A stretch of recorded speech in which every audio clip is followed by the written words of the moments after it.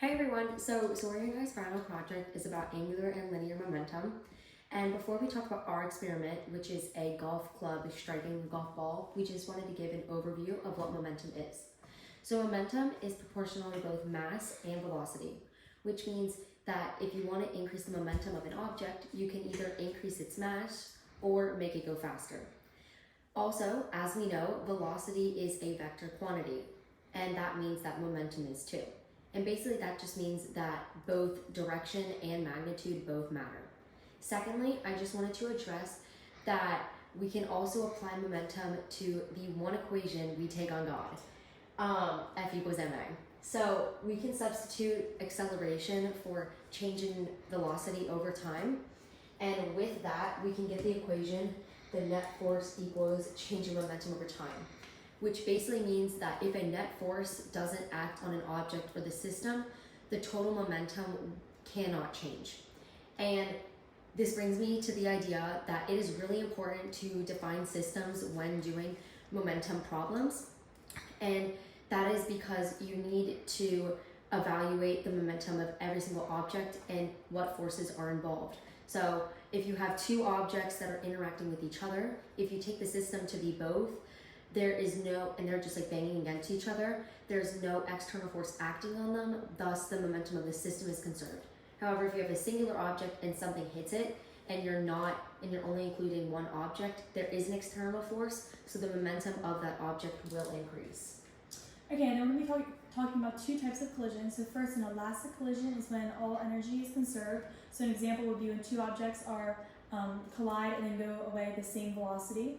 And then an inelastic collision is when the two objects collide and then stick together with that same final velocity. And then there's also three examples. We have medium hits medium. We have like infinitely little hits infinitely big. And then we have infinitely big hits infinitely little, which is what we try to recreate in our golf analysis. Go ahead. So now we're going to be looking at an example of a infinitely small object hits an infinitely large object, which is Earth. And in this experiment, we're going to see that if it was perfectly elastic, the ball would come back to the same height that I dropped it, and it would go down at a negative v and then come back at the positive v, so the same speed coming up and reach the same height. But since it's not exactly perfectly elastic, we're going to see the ball loses some energy, and therefore it does not reach the same height because it has a smaller speed. Let's take a look. So we see the ball did not reach the same height as which I dropped it at, due to this not being a perfectly elastic collision, but very close to one. And we're about to go look at the golf swings and see the same scenario. Yes. P equals m times v.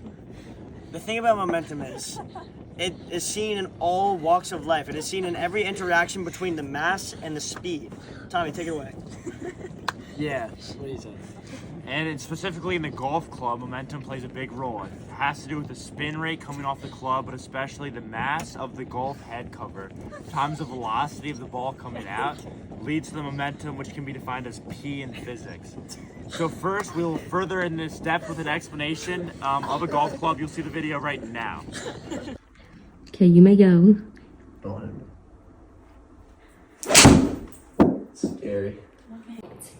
For data purposes, we will be using her golf simulator and TrackMan, which is basically a radar that provides data regarding the motion of both the club and the ball.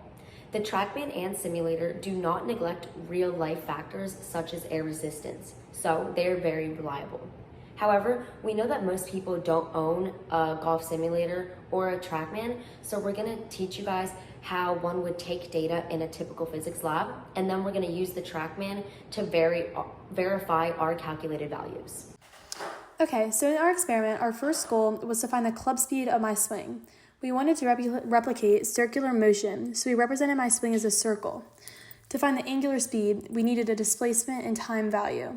Instead of starting from the top of my swing to impact, we narrowed the time from pi/2 to impact, which is shown in this part of the video. Because during this part of motion, the club would not be accelerating much and the speed would be more constant. We took this displacement and also measured the time using video film. The point of contact occurred between these two shots at about 4.595 seconds. To travel pi/2, it took me about 4/100ths of a second. After calculating the angular speed of the club, we could then use the relationship V equals R omega to determine the linear velocity of the club before impact.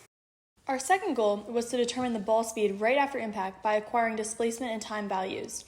To trace the motion of the ball, we held a ruler next to it. Looking at this triangle and using trig, the determined distance traveled was about 22 inches, which can be converted to 0.56-ish meters.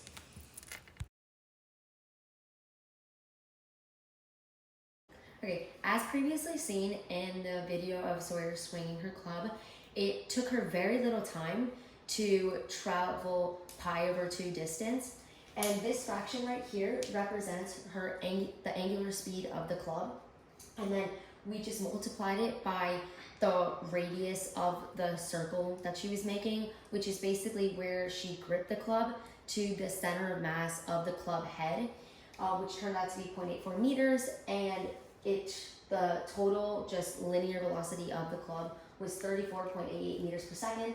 The TrackMan and simulator told us that the club speed was 78.1 miles per hour, which turns out to be 34.91 meters per second, so we were very close.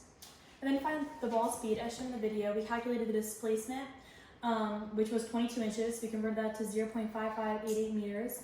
And then we also calculated the time for this displacement by looking at the video footage. So for the speed of the ball, we got 46.56 meters per second, and the TrackMan confirmed this by 107.4 miles per hour, which was converted to 48 meters per second, which is very close. Mm-hmm. Okay, so now we're going to generalize the collision and also change the frame of reference in which we evaluate the collision. And this is just going to help us understand why in a infinitely big hits infinitely small collision, the smaller object can only change by 2v at most. So if you imagine yourself as the club, it seems that you are stationary and that the ball is actually moving towards you. And the speed at which the ball is moving towards the club is actually the speed that the club is moving. So in our experiment, that would be negative 34 meters per second. And then continuing with that, if you're still in the frame of reference that you are the club, after the collision, now it looks like the ball is moving away from you. And it would be at a velocity of 12 meters per second. And this number can be derived by taking the sum of the two vectors, since that is the change in velocity. Yes.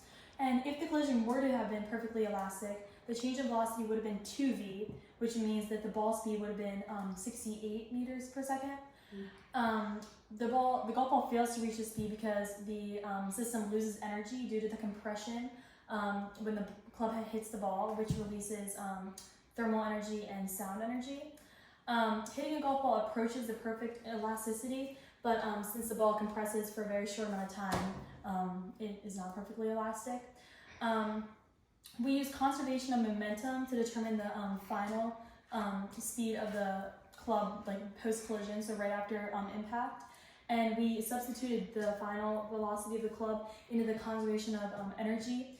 And so we were finding the kinetic energy, like the initial kinetic energy and the final kinetic energy. And there was only, we found that 90% of kinetic energy was conserved, so that means that only 10% was lost due to the compression. Okay, I feel like that was good.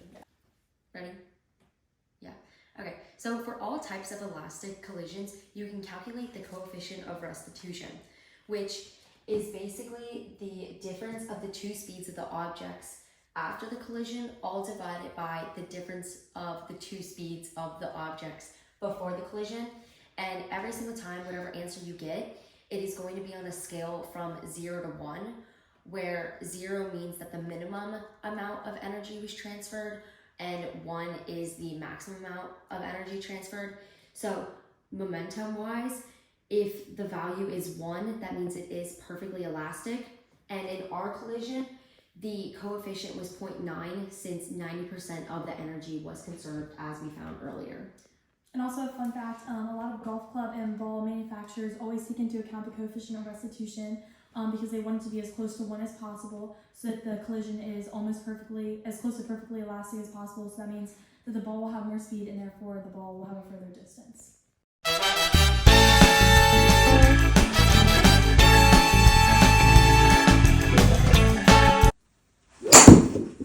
I live by 3 laws: Newton's first law, Newton's second law, and every day is Friday.